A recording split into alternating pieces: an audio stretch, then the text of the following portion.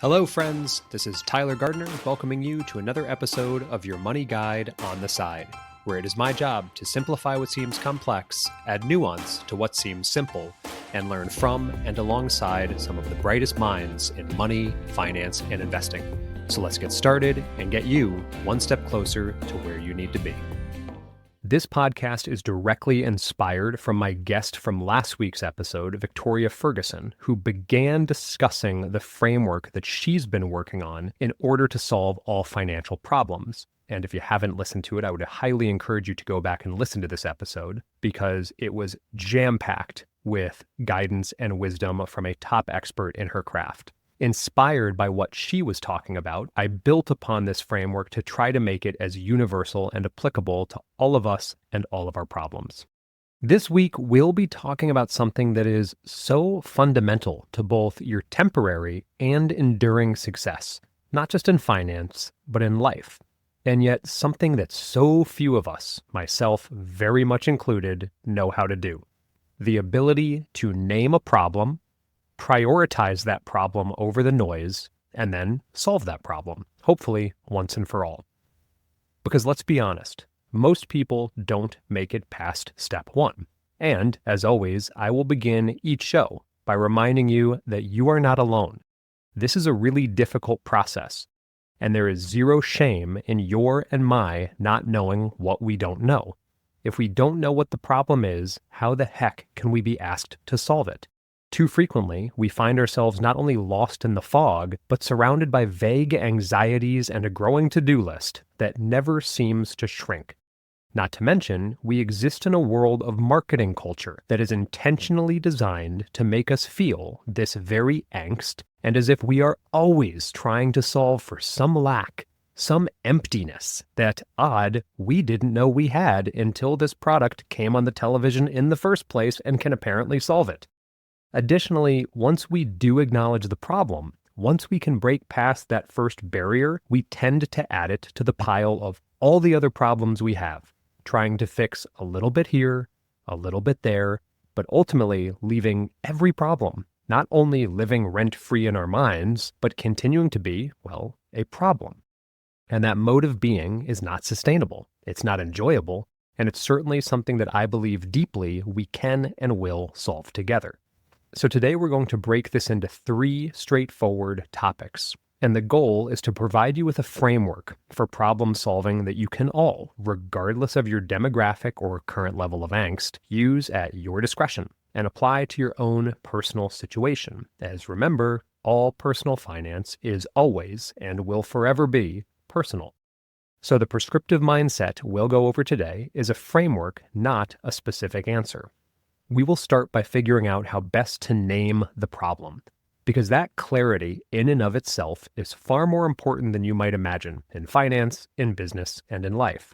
I have spent decades arguing over problems that weren't even the right problems over which to argue. And I had a mentor 2 years back who, thankfully, would always cut through the debates by asking us first and foremost to consider if we were even articulating the right problem. So just know the grand irony here already is that part, or perhaps all of the problem, is our inability to name the dang problem in the first place. Now, once we achieve this clarity, once we name this financial problem, or life problem because they're the same thing, we need to prioritize that problem. Might seem simple, but here's where it will get interesting because prioritizing that problem does not mean simply adding it to our to-do list. Your first priority, in fact, is to get rid of your to-do list. If you have multiple things on that list, you are not living into the art of prioritization. And we cannot, despite what our little animal minds tell us, try to solve every problem at once, bit by bit. It just doesn't work like that. Finally, once we have named the problem and chosen to prioritize that problem, we need to find the right solution. And this, too, proves truly difficult in the face of endless noise and nonsense and marketing techniques all trying to capture our attention. All you need to do is scroll through social media these days to see hundreds of self-proclaimed money experts or life experts or coaches trying to sell you their specific solution. So how do we judge what resources are valid and what resources are vapid. So I will close the episode by offering a few ideas to add to your self-imposed information filtration system. And by the end of the show, I aim to leave all of you with a prescriptive and practical framework that can be applied to anything in your lives, but particularly to your financial headaches. Step 1. As mentioned, we'll be naming the problem. Before pivoting to finance, I taught high school students for about a decade. And note, the following point is not particular only to high school students. But I did notice that age group had a fun and consistent way of framing a type of problem, if you will. Every day, regardless of which day it was, Monday, Tuesday, or Friday, I would hear the following refrain from someone. Once I'm done with X, then I will be so happy. Or, if only it could be next week, all of my problems would be gone. The students, without being able to necessarily articulate what was happening or why it was happening, were feeling a sense of angst, and they were attaching that angst to an external event. Perhaps it was an exam, a 10-page history paper, or a high-pressure sporting event. Only, and I am sure some of you have picked up on where I'm going with this, once said anxiety-inducing event was over, guess what? The following week, I would hear the echoes in the hallway. If only it were summer break, I'd be so happy. But wait a minute, student number 43. Didn't you just tell me last week you'd be so happy this week once that exam was over? What happened to that? Obviously, I found slightly more tactful ways to hint that they were experiencing something universal. An inability on our parts to name the problem. The problem wasn't a test. The problem wasn't the quarterfinals of basketball. The problem was fear of failure, fear of being judged, and an ever-present insecurity about external validation to offer us a sense of intrinsic worth. And that problem, unfortunately, doesn't fade away as time passes. We have to name it and choose to actively address it. Beyond high school students, most people feel this stress, anxiety, or discomfort, whether it's in our jobs or in our daily lives. But so rarely do we stop to figure out what it is that's at the root of this emotional response. This is the equivalent of walking around your house with a growing headache, thinking maybe you're dehydrated, only to realize that you've been listening to the same smoke alarm chirp at you every 45 seconds, reminding you that smoke alarms might be the most annoying invention on the planet. PSA, don't smash your fire alarms at 2 a.m. with a hammer when you can't find out how to stop the dang thing from chirping or how to silence the single scariest voice you've ever heard in your life coming from the basement. That's a bad idea, although it is a temporary solution. And to my therapist, who I saw when I was 12 years old about being scared of the dark, this is what I'm talking about. It's scary down there. The ability to precisely name a problem gives you an incredible amount of control over it. Vague concerns are debilitating because you can't solve what you can't define. Clarity is and always will be power. Let's apply this directly to money. I am sure that you have either said or have heard someone say, "I'm bad with money." Unfortunately, that's not a problem. That's a broad, vague claim that is largely subjective. So refining the above, we might get closer to identifying an actual problem. I don't know where my money's going each month. I don't know how much money I need to retire. I keep making emotional investment decisions. Now we're getting somewhere, because we've taken the broad idea of bad, and we've taken the massive concept of money, and we've identified some subtopics within this endlessly broad financial world and pinpointed exactly what might be driving us crazy about our inability to solve for X. When you name the real problem, you create the opportunity to fix it. We haven't obviously fixed it yet, but at the very least, we're on our way. This is one of the reasons big data, as it's known today, the world of data that companies collect about how we interact with their products or services, needs to be endlessly filtered, refined, and then interpreted, as the data alone could support thousands upon thousands of hypotheses of what the problem is. So once we collect enough data points, we need to get better and better at refining what the problem actually is. Some of the greatest breakthroughs in history were really just about finally naming the real problem. Take the germ theory of disease. People finally naming, hey, maybe tiny invisible organisms are killing people, instead of, we need more leeches. Or emphasizing Warren Buffett's 25-5 rule. Buffett encouraged people to take time to write down 25 of their goals. I guess Buffett was a big thinker, because that seems like a daunting task to me in and of itself. But he encouraged people to write out 25 goals and to identify the top 5 goals on that list and then cross out the other 20. Even though I will push you to identify 1, not 5, as a priority, what I love most about the 25-5 concept is that he literally wanted you to cross out the other 20 ideas to emphasize that other goals can, and often do, cannibalize your main goals. Meaning that time devoted to them, even though maybe moving them forward a little, can eat away and does eat away at more important goals. So by crossing out 20 ideas, we remind ourselves that we are capable, truly, of doing anything really well, but we are not remotely capable of doing everything really well. There is a reason I continue to use flippers when I go swim laps at the pool each day, as I'm what's known as a sinker, and without my little floaty devices, I wouldn't be able to move horizontally. I wish I could be a better swimmer, but I'm not, so I use flippers.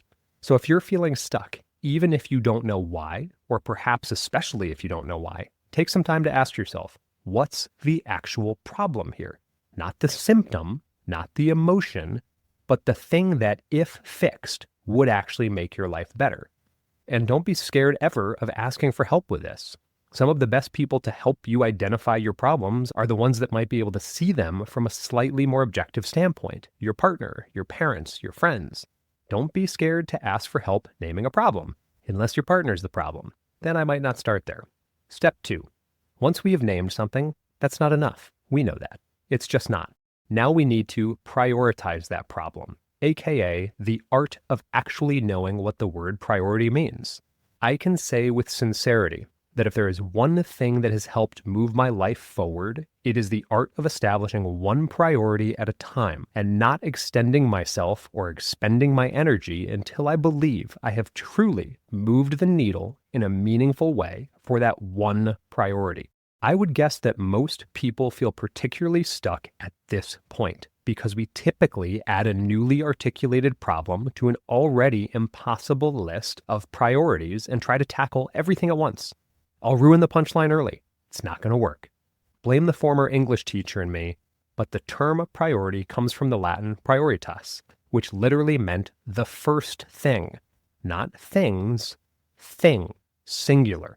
For 500 years, people used priority correctly. And then, sometime in the 1900s, businesses started using the word priorities, plural, because they didn't understand that the entire point of a priority is that it's singular. And you have surely heard some framing of the idea that if you have multiple priorities, or worse, competing priorities, then you have no priority. And that's a much bigger deal than we make it out to be. Think about this as it pertains to your daily life at your current job, whether you work for someone or for yourself. Problem X arises, or fire drill Y presents itself. You are tasked with solving X or putting out Y. And as you know, it doesn't stop there. Now, your boss or your clients present something new to you, usually because you weren't able to turn away from your dang computer and email long enough to solve X or Y, and now you magically have another item on your to-do list. But here's where it gets interesting. What do you do first? I interact with multiple clients who struggle with this exact type of thinking, especially when these instructions are delivered top-down, because they feel an ever-increasing need to fix tons of problems and all the problems at once. And if they don't, they feel like they will have let somebody down. The problem is that even the boss clearly didn't understand what the word priority meant. So if this happens to you at work or as a result of work, try the following language. Hey, I received your note about doing X and I'm happy to help, but I also received your note about doing Y. So which would you like me to focus on today? Because I will be turning off my phone and stepping away from email to get this done with my undivided attention. Oh, I know. I can feel your nerves on this one, as it's hard to say, it's hard to imagine saying, and most bosses aren't used to hearing this language from employees, and most employees aren't used to sharing this language with their bosses. But we need to demand that we all practice the art of prioritization. Back to finance. What does this mean for you and your personal finance goals? It means you need to pick one thing. And usually I ask clients to pick the first thing that is currently giving you the single biggest headache. What is your financial equivalent of the horrific voice coming from the basement smoke alarm every 15 minutes at 2 a.m.? What's literally and metaphorically keeping you up at night? Is it your credit card debt, an underfunded retirement account, not knowing if you are underfunded because you don't talk to anybody about money? Or is it saving for a child's education and not even knowing if that education is going to be worth it? The fact is that you can't come close to solving all of these items at once, nor would I argue are they all a priority to anybody. We just conflate them for the same reason the high school students conflated exams and sports and papers with an overall feeling of fear. We all, at day's end, want to know if we're going to be okay. And each day, there are internal and external voices that challenge that sense of security. But if we just focus on one of these items after we have named it, we can actually take some concrete steps towards solving it. And once we solve it, then we move on to the next. Instead of barely making progress on 5 things, we actually complete one. And not just any one, but one that really would give us the greatest satisfaction and the most fulfillment. For me, personally, I try to write this item down at least one day before I plan to tackle it. Otherwise, if I leave my priority choosing to the day of, several things have already crept into my life to grab my time or attention. I am sure you can relate. For those of you who wake up and choose to check your email or phone first thing, I am more than sure you can relate. That's why each morning I try my best not to check my phone or open my email, aka other people's ability to add to your to-do list before you get your own priority out of the way. So ask yourself, what is the one thing I can solve first that would make the biggest impact or mitigate the biggest headache? Pick it. And then protect it like your life depends on it, because in many ways, not to overstate this, your long-term well-being does depend on it. Finally, step 3. Once we've named it, and once we've chosen to prioritize it, we can't always do it on our own. And even if we can, we need to find the right solution and filter the noise. In the words of Twain, it ain't what you don't know that gets you into trouble. It's what you know for sure that just ain't so. In other words, we need to embrace not knowing what we don't know. And we need to have the ability and confidence to state that clearly and as quickly as possible. We don't know what we don't know. And unfortunately, with money, we all seem to think everyone else knows more than we do. Well, as someone who interacts with many of you on a daily basis in dozens of spaces, I have a secret. None of us know what we're doing as much as the others think we do, and we're all trying to figure this out one step at a time. So relax and know that we need help and we need guidance.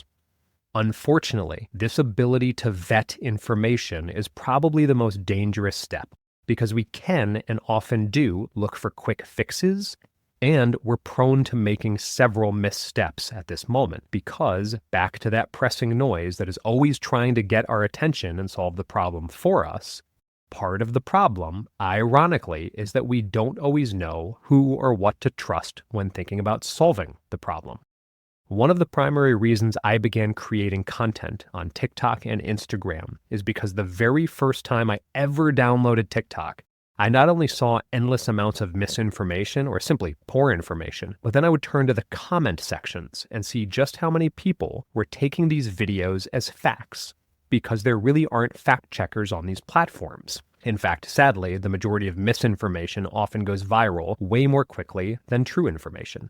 It is up to each of us to figure out what is and is not good information. Again, blame the teacher inside of me, but one of the first lessons we hopefully all remember about research is that we need to look for primary sources. And no, social media is not what I would call a primary source. I know this is no surprise to any of you, but know that we do live in an era where being good at filtering information is far more important than getting the information itself. So here are a few quick tests that I use when I'm trying to figure out if the information I'm seeing is right or at least deserves further attention.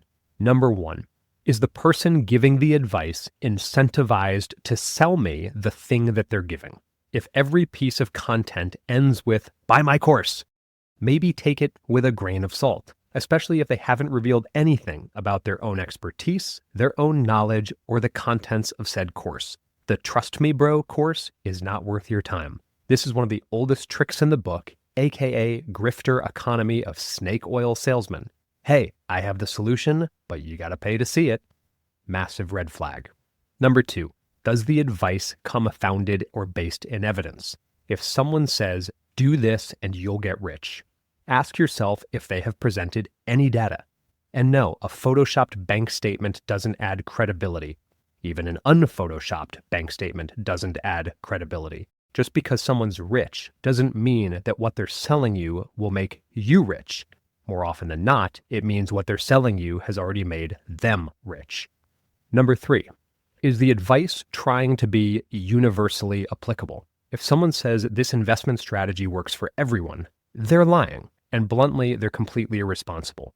There will never, ever be a one-size-fits-all in personal finance, or for anything. Just as we would never go to the doctor and feel confident if they were prescribing the same medications for all 50-year-olds. Why on earth would I buy a course that says it's a wealth builder for all 50-year-olds? Number 4, does it align with common sense? Let's go back to some of the tried and true wisdom. If it sounds too good to be true, it usually is.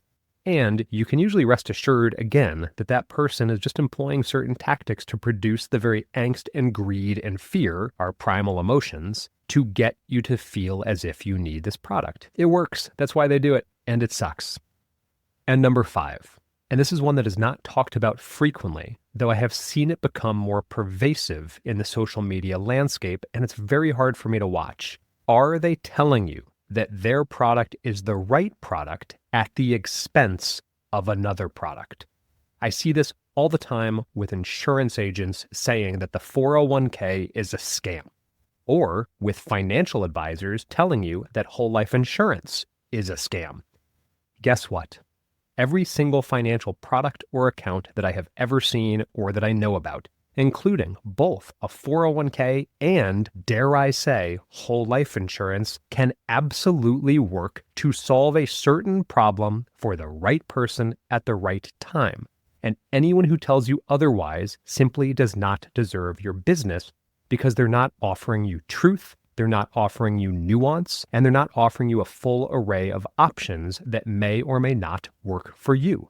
In business, this is why I would always rather have worked for a boss or have been a boss myself who always wanted the best for their employees, even if that meant the employees would grow out of their current roles and leave their current jobs. Learn to trust people who want to help you or see you succeed, even and especially if that success involves your shifting your talents or your resources beyond their jurisdiction. Yes, it can be tough to find the right resources, but bluntly, ChatGPT and Claude and AI in general are becoming better and better for this purpose. Ask it directly what you're thinking about doing, and ask it to pose as someone who's trying to talk you out of it, or give you a list of red flags or reasons why it might not be the best information. And at least you'll have a quasi-objective ally in your search for legitimate information and guidance, an ally who is not trying to sell you something. To recap, number 1, name the problem. If you can't define it, you can't fix it. Number 2, prioritize one problem at a time. If you're trying to fix everything at once, you're not going to fix anything ever. Number 3, vet the information you consume. Learn to spot good advice from noise, and the primary litmus test is seeing if there's a conflict of interest for what they're telling you. If you get good at these 3 things, you will solve more problems, you will make more progress, and you will build a life that actually moves forward instead of feeling stuck in one place. In closing, and to always be as open and vulnerable with you as possible and offer you as much insight as to how I personally apply these very principles on a daily basis to my own life and my own business. Number 1, my current problem right now is that I am feeling tired of producing short-form video content, as it's often incomplete information and it doesn't allow for nuance. Number 2, thus, I have prioritized that problem by committing more hours each day to working on and developing the podcast and trying to get as many people from the short-form video space over to the long-form audio space, so we can spend more quality time getting higher quality content. Number 3, and I have committed dozens of hours to studying top podcasters and being in touch with them to get feedback on what has worked for them and what hasn't, what equipment, what platforms, etc. And I am only getting in touch and learning from genuine practitioners who have clear expertise and a wide content base of high-quality information to show for their efforts. And surprise, all of them have offered the feedback for free. That is how I use this framework, and it works. And I would encourage all of you to adopt it for your own use at your own discretion. Until next time, keep it simple, keep it focused, and in the wise words of Socrates, the beginning of wisdom is the definition of terms. So always start by naming the actual problem. Thanks for tuning in to your Money Guide on the Side. If you enjoyed today's episode, be sure to visit my website at tylergardner.com for even more helpful resources and insights. And if you are interested in receiving some quick and actionable guidance each week, don't forget to sign up for my weekly newsletter, where each Sunday I share 3 actionable financial ideas to help you take control of your money and investments. You can find the sign-up link on my website, tylergardner.com, or on any of my socials at SocialCapOfficial. Until next time, I'm Tyler Gardner, your money guide on the side, and I truly hope this episode got you one step closer to where you need to be.